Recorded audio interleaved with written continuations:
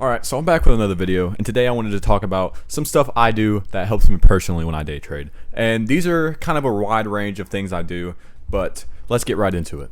So coming at number one, and I just started doing this recently, and that is changing your order units from money to pips. And what I mean by that is usually when you enter a trade, it shows that you're down $50, $60, $100, $500. Change that to pips. So if you look at my phone right here, it actually says I'm down pips, not money. And honestly, it just looks way better because now I don't ever know how much money I'm losing, so it can kind of help me disassociate from how much it actually matters. So that's pretty good.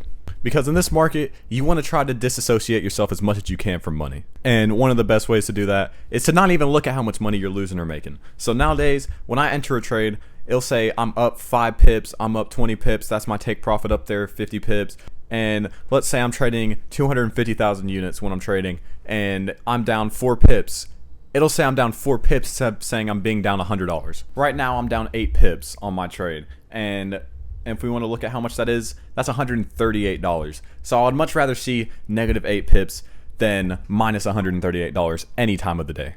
And coming in at number 2 is being able to just cut your losses and end the day. A lot of times when I first started trading, I would lose a trade and I would instantly try to go back into the market and make it back.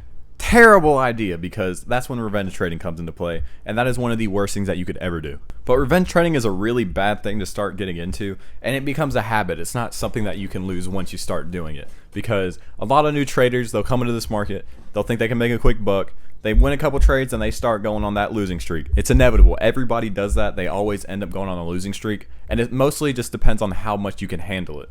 And I'm sure everybody else thinks this too, but when I was first starting to trade and I was revenge trading, and I still do it sometimes, okay? I'm not a perfect person. Sometimes your mind will take over and you'll do dumb stuff, okay? It's just bound to happen. Nobody's perfect. But sometimes I'd revenge trade and I'd be like, at the very end of it, I will lose a ton more money than I lost initially, and I'd be like, if I just didn't trade and I just stopped, I would have been fine. I would have only lost a couple $100, but now I lost like $1,000.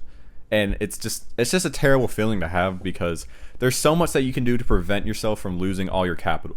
So why are we still doing dumb things? But like I said, this is a mental game. Sometimes you're just gonna break. You might be having a bad day and you might make some dumb decisions, and that's just part of life. We can't always prevent all the dumb stuff that we do, because we're humans, we make mistakes, and we're all dumbasses in the end. And coming in at number 3, and I talk about this one a lot on my channel, and that is greed. There's been a lot of times where you'll be up a couple $100 and you're like, okay, let's keep rolling because it'll keep going up. And boom, all of it disappears. Now, I think I've told this story before, but just a couple weeks ago, I was up $500 in probably a couple hours, and I was like, you know what? I think it's gonna keep going up. I took my take profit off because I'm a dumbass. I took my take profit off and I was like, you know what? I'm just gonna let it run and I'm just gonna see what happens. Fast forward, I eat lunch, and after that, my trade's already gone. It's back to break even. I got stopped out. And one thing I like to use a lot is, imagine you're walking down the street and you see $100 on the ground. Who isn't going to pick that up? So why are you treating $100 any differently in the market? And I even have it written up on my board right here. You don't discriminate against money. $100 is $100 at the end of the day, because imagine you make $100 every single day. That's $700 a week. And say you have a job, you're making $700 of extra income every single week. Why would you not take that? And you're also going to have those days that you lose, and that's completely okay, because nobody wins 100% of their trades. Nobody's going to be able to do that. So don't take yourself to a higher standard and be like, I have to win every single trade or else I'm going to die. And coming in at number 4, and this one is a very juicy topic, and that is not believing all the people you see on the internet, okay? And it's kind of ironic because I'm talking to you on the internet right here. But I'm going to straight up tell you, half the stuff that influencers say are pretty bullshit. I try not to spew out that much dumb shit. Sometimes I do, and that's just part of it. But don't take everything influencers say to heart, because I know you came across this market on YouTube, I'm sure, just like I did. The first person I ever saw trade on YouTube was Swaggy C. And I watched all his live videos, I watched all his trading videos, strategies, this, that. I bought his course. But at the end of the day, it didn't really do anything. Yeah, he taught me the basics, and I thank him for that, because if I never saw him, I probably would have never started trading, and it's kind of cringy, I know. But don't take everything that they say to heart, because they have their own stuff that they're doing. They're definitely not making all of their money from trading, so don't look at all the stuff that they have and look at the house they have and the car they have and be like, all that came from the trading that they do.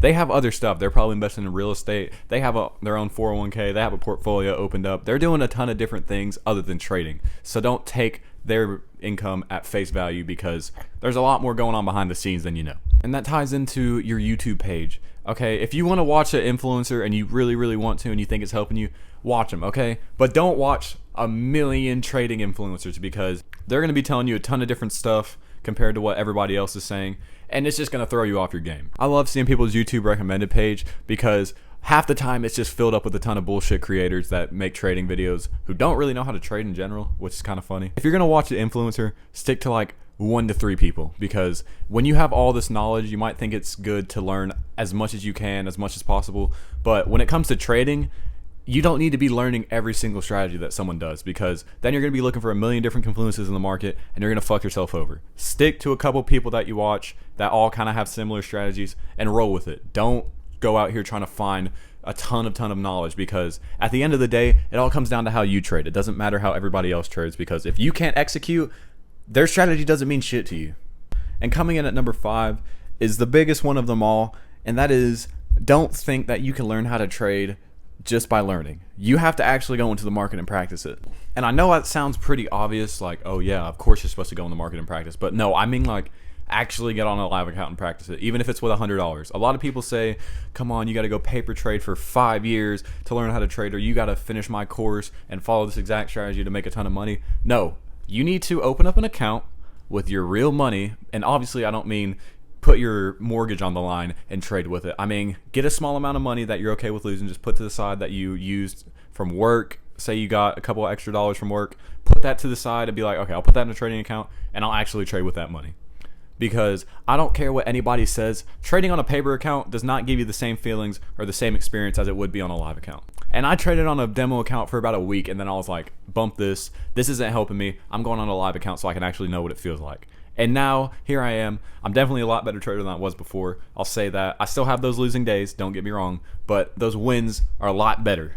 So what I would encourage you to do is open a brokerage account. Obviously, do it with a regulated broker, because if you're trading unregulated, you're kind of stupid because they can just hold your money from you. Find a regulated broker, whether you're trading futures, stocks, options, Forex, any of that, and start an account and just trade with it. You don't have to have the best win rate in the world as soon as you start, because that's what the learning process is for. If you keep on practicing on a live account, you block out all the noise, you don't take every single thing an influencer says to heart, you keep your money out of it, you keep your emotions disconnected, then you'll learn how to trade eventually, okay? It might take you 6 months, a year, 2 years, 5 years. It doesn't matter, because this market's not going away in the end, and no matter how long it takes, you should be there to watch it grow. At the end of the day, I'm a trading YouTuber just like everybody else over there. So obviously don't take every single thing I say to heart either, because you're your own person. You're going to have to learn how to trade at the end of the day. I just wanted to give you a little bit of advice. And if some of that doesn't work for you, then don't use it. Don't be like, oh, well, just because Ulysses said it, then that has to work. No, none of this stuff has to work. If it works for you, it works for you. If it doesn't, then don't use it, obviously. But anyways, there you go. There's some tips for you guys, and I will see you in another video. Goodbye.